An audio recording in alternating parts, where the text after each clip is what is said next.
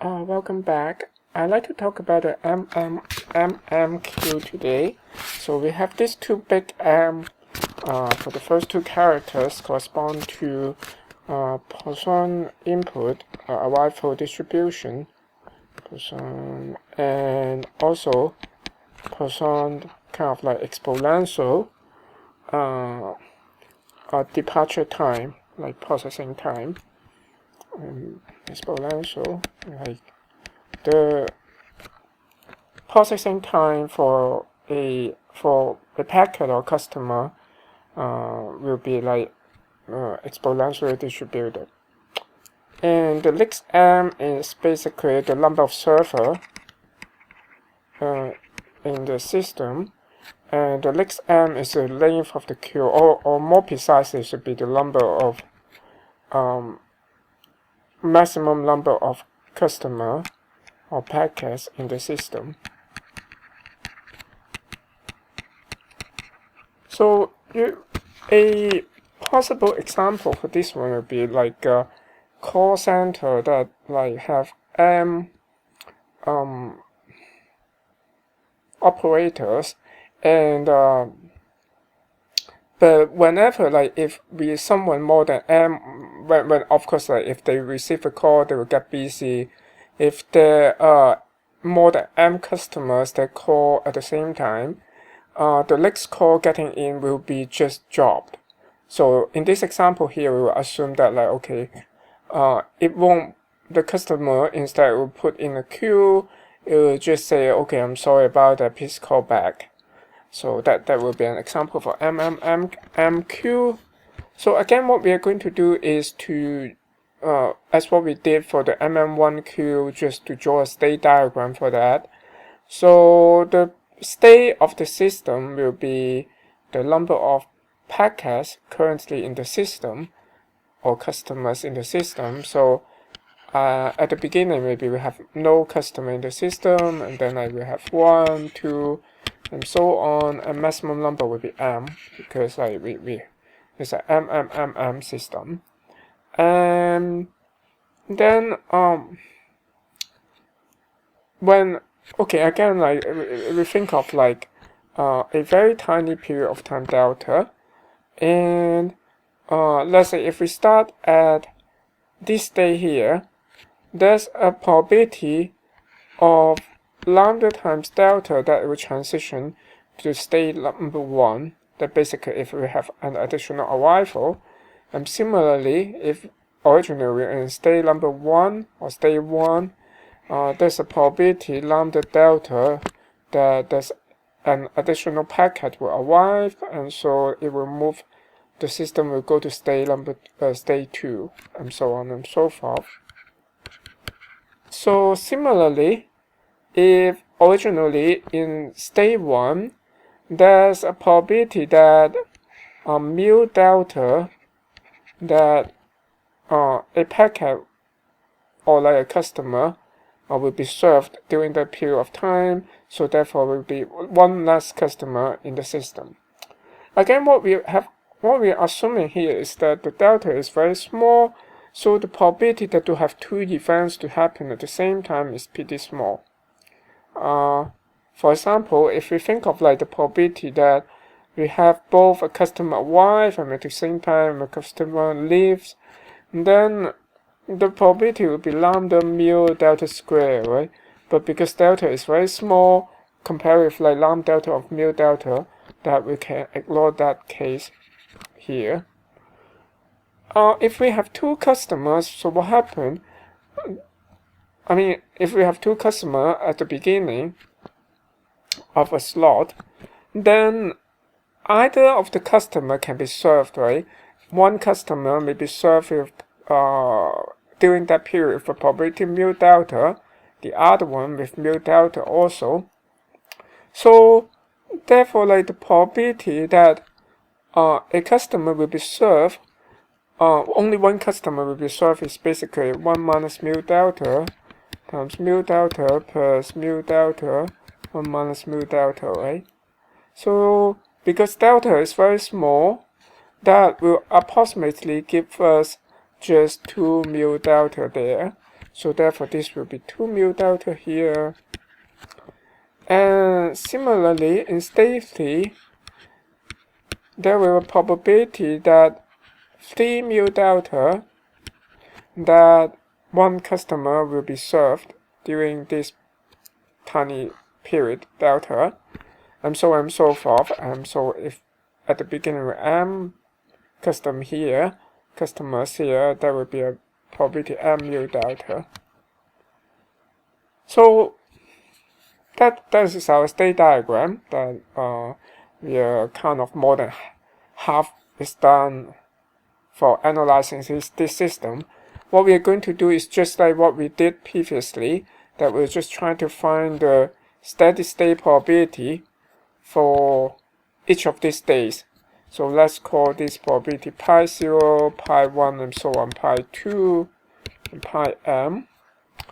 Then what we can see is, if we look at because pi 0 is supposed to be stationary, pi 0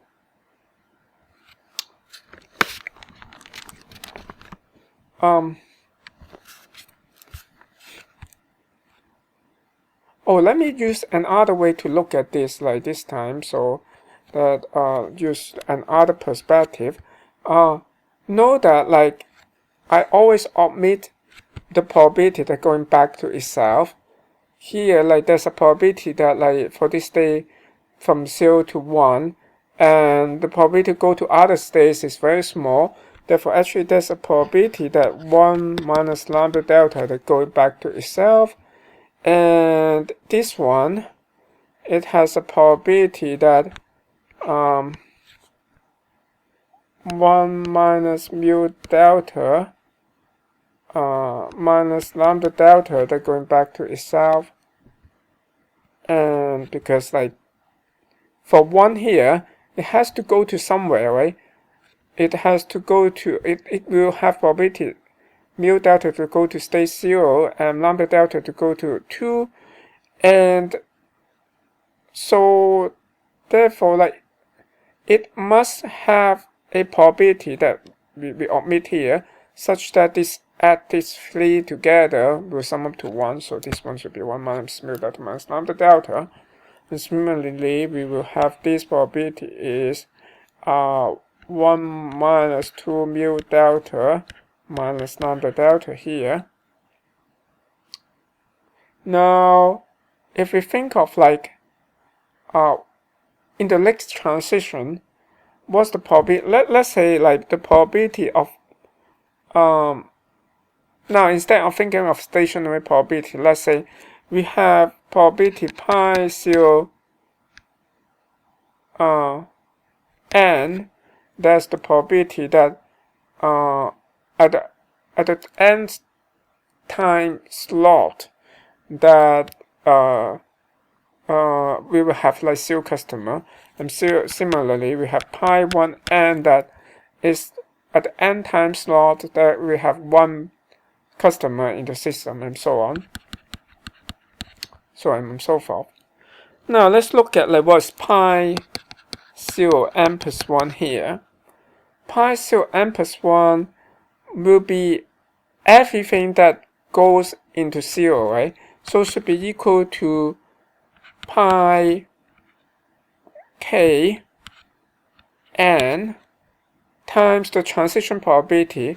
Let's just write the transition probability as pk0 is the transition probability from state k to state 0, and sum over all k here. Now what is what's pk0 here? I can see that p00 here is just 1 minus lambda delta, and p 10 is just equal to mu delta, and so on. Now what happened is, if the probability is stationary, then we expect that pi 0 n plus 1 is equal to pi 0 n, right? So actually, therefore, I can just write this as this is equal to pi con here.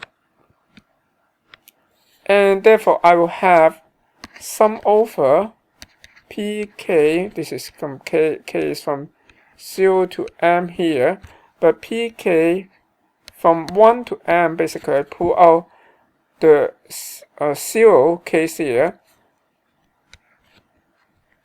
pi k n, this here, plus p 0 pi k pi con is equal to pi con. So therefore I have k1m pk0 pi kn is equal to pi 0 and 1 minus p00. Okay, what we have written is the equation that we used last time, basically. If you look at that on the left hand side here, oh sorry, this is right hand side. The right hand side here is basically probability that going out of P0, right? State 0, probability going out of state 0, because like we ignore any probability that, that's going back to itself, and just look at like what's going out of like state 0. That will be like pi 0 times like 1 minus p00, and that on the left hand side here is just the probability going into state 0, right? So we look at for all state like k is not equal to 0. Actually, I can write this instead of k from 1 to m. I can actually just write k not equal to 0. For all k not equal to 0, I look at the transition from k to 0, and therefore that's basically all probability going into 0. To have stationary probability will be just the probability going into 0 is equal to probability state out of 0. So okay, I went for a little bit more into this because later on I would like to use this equation here. Okay, actually not this one. I'm assuming, okay, actually this is the state transition, and we are looking into like for the steady state probability we have this, let me write it down here, maybe using what, the probability pkj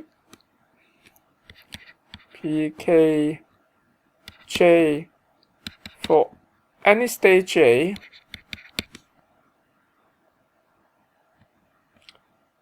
and for k not equal to j, or actually it doesn't matter, it doesn't matter.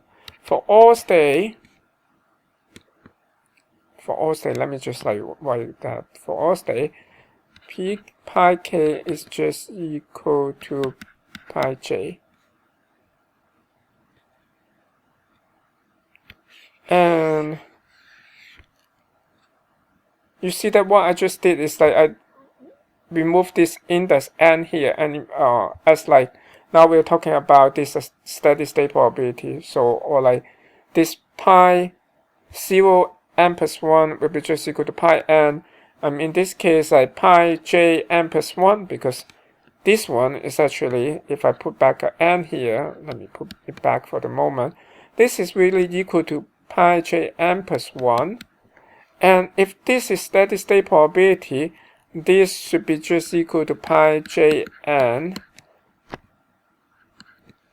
So therefore, like the steady state the condition to have a steady state probability is just we will have this thing here. Okay. So we will use it later on, actually. Condition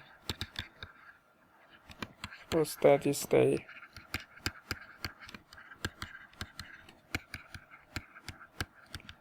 Probability. And as we see earlier that like this condition is the same as what we already use intuitively as like something would be a steady state. If we just look at like what's the probability going in and probability going out should be the same. And okay, now get back to this question here. The probability going in and out will be the same when for this P0, then the probability going out will be just like pi 0 lambda delta. I'm getting in is just equal to pi 1 mu delta. And so therefore we have pi 1 is equal to lambda over mu pi 0. Let me just call this lambda over mu as rho. Note that like some textbook may like to use like lambda over mu as rho, but it's just it doesn't really matter that much. So let's just, this will be a rho pi 0. And then like similarly, if I look at this border here, if these two nodes has to be stationary, anything going into this will be equal to anything going out of this. So therefore we have pi 1 lambda, I will just omit the delta, you know the delta will be cancelled anyway, is equal to pi 2 mu, and therefore pi 2 is equal to rho over 2 pi 1 is equal to rho square over 2 pi 0. And similarly, we will have basically pi k lambda is equal to pi k minus 1 k sorry, actually I want to say pi k lambda is equal to pi k plus 1, or actually it's better to wait, pi k minus 1 lambda is equal to pi k mu pi k, so it's therefore equal to rho over k mu, or rho over k, sorry, rho over k pi k minus 1, and equal to rho square k minus 1 pi k minus 2, and so on. And we can easily see that it's just rho k factorial pi 0. So now we can see this is general, and again this pi probabilities, therefore it should be normalized to 1. So if we sum over pi k from k equal to 0 to m, it should give us 1, and that is rho over k factorial rho pi k factorial pi 0, k equal to 0, m equal to 1, and therefore we'll have like pi 0 is sum over k equal to 0, m rho to the k factorial inverse.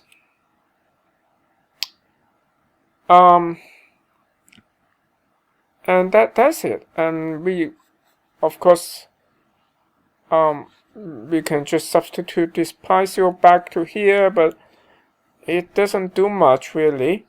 And unfortunately, actually in this case, it is not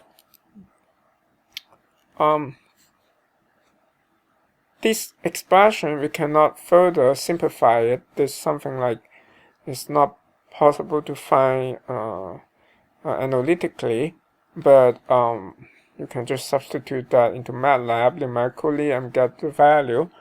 And let me just write down the pi k anyway. Pi k is equal to this rho to the k factorial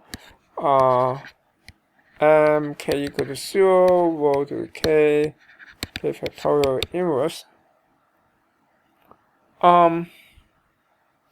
I write this down because Actually, just this a dummy variable. Let me just put using a different expression, maybe.